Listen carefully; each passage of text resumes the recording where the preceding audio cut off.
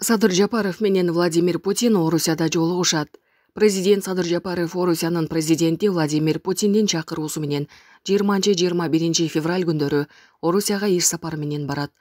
Бул тууралуу президенттин администрациясынын тышкы саясат бөлүмүнүн башчысы Муратбек Азымбакиев билдирди. Маалымат боюнча Садыр Жапаров Казан шаарында келечек оюндары эл аралык мультиспорттук мелдештердин расмий ачылышына катышып, иш-чаранын алкагында Владимир Путин жана Татарстандын башчысы Рустам Минниханов менен эки тараптуу жолугушууларды өткөрөт.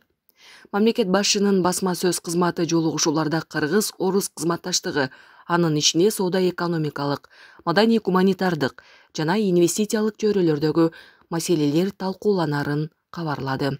Булак Азаттык.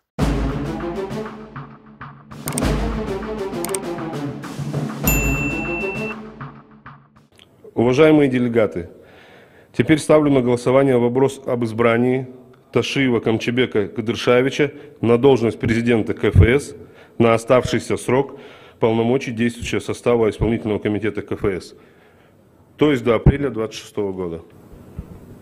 Кто за?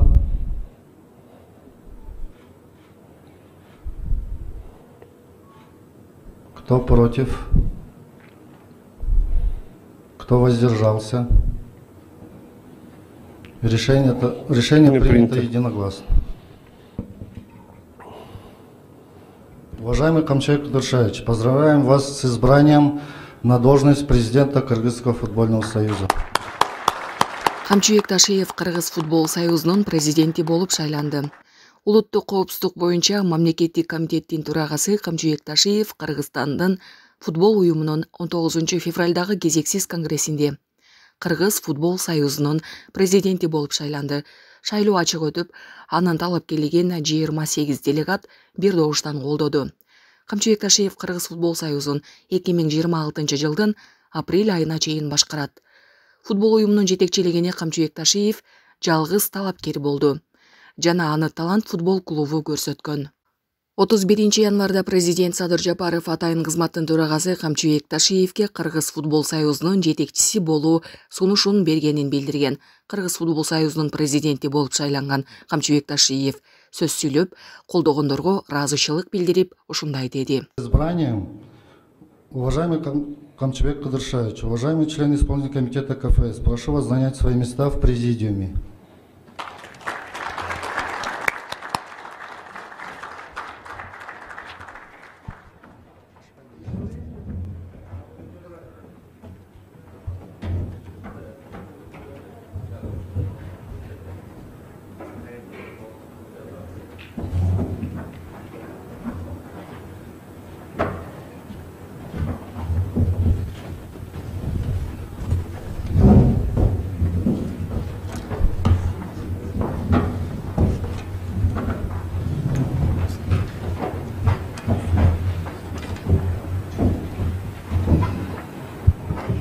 Уважаемые делегаты,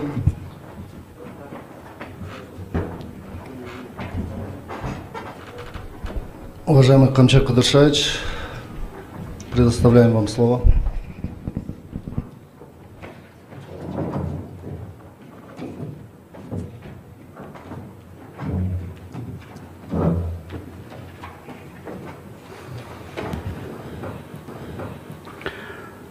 Саламатсыздарбы, урматтуу Кыргыз футболдук союзунун кезексиз конгрессинин делегаттары, урматтуу КФСтин аткаруучу комитетинин мүчөлөрү, урматтуу коноктор. Биринчи кезекте Кыргыз футболдук союзунун президенттигине менин талапкерлигимди бир добуштан колдоп, ишеним көрсөткөн бардык делегаттарга ыраазычылыгымды билдиргим келет. Рахмат сиздерге. Барыңыздарга белгилүү болгондой, футбол дүйнөдөгү эң популярдуу спорт гана эмес, өлкөнүн имиждик көрсөткүчтөрүнүн бири. Бул спорт мамлекеттин эл аралык статусун аныктап, анын кадыр баркына кыйла чоң таасирин тийгизет. Ошондуктан көптөгөн өлкөлөрдүн жетекчилери футболду өнүктүрүүгө орчундуу көңүл бурушат. Биздин өлкө башчыбыз Садыркожоев Жапаров атамекендик футболго көз салып, аны өнүктүрүү боюнча демилгелерди ар тараптуу колдоп келет. Футболубуздагы соңку окуялардын баарын баамдап турган мамлекет башчыбыз өз тынчсыздануусун билдирип, Кыргыз футболдук союзунун күчөтүлгөн колдоо көрсөтүүнү чечти. КФС'тин жетекчилиги менен бир нече жолку жолугушууда, ошондой эле премьер-лига клубтарынын жетекчилери менен кездешүүдө биз көптөгөн маанилүү маселелер боюнча ой пикир алмашып, футболубуздун көйгөйлөрүн белгиледик. Бүгүнкү күндө атамекендик футбол өзүнүн өнүгүшүнүн маанилүү баскычында турат. Атап айтканда, кардиналдуу жана натыйжалуу өзгөрүүлөр зарыл экендигин эске алып, биздин футболго өз салымыбызды кошууну чечимибизди кабыл алдык. Буга чейин футболго мамлекет тарабынан жетиштүү көңүл бурулган эмес. Бирок үстүбүздөгү жылдан тарта Кыргыз футболдук союзуна жетиштүү көлөмдө каражат бөлүнүп, колдоо көрсөтүлө баштайт. Ошол эле учурда жөн гана акча каражаттарын бөлүү менен баардык көйгөйлөр чечилип калбайт. Түздөн-түз мамлекеттик колдоосуз жана баардык керектүү административдик ресурстарды колдонбостон кандайдыр бир натыйжаны талап кылып күтүүгө болбойт.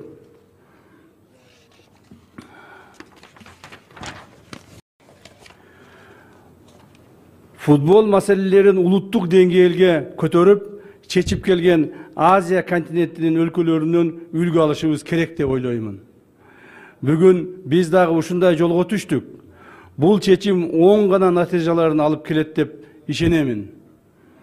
Бирок биздин иш аракеттерибиз заматта үзүрүн бербей тургандыгы түшүнүү зарыл. Натыйжалуу өзгөрүүлөр болуш үчүн убакыт керек. Биринчи кезекте алдыбызда кадр маселеси турат. Анын ичинде машыктыруучулар менен калыстар жана футболдогу башка адистердин квалификациясын жогорулатуу үчүн көптөгөн иш аракеттер жасоого милдеттүүбүз.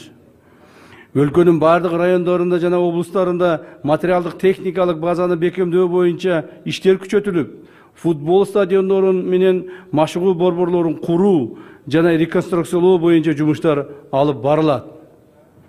Кыргыз футболдук союзунун жаңы президенти катары менин негизги милдетим биздин ишмердүүлүккө керектүү шарттарды камсыз кылуу болуп эсептелет.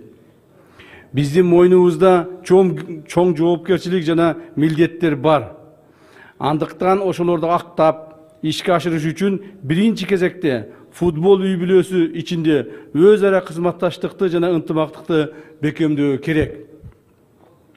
Футбол бул команданын, спорт жана ар бириңиздердин биргелешкен аракеттердин жыйынтыгы болот деп эсептеймин. Жаңы бийиктиктерди багындуу үчүн баарыбыз биригүүгө милдеттүүбүз. Рахмат баарыңыздарга.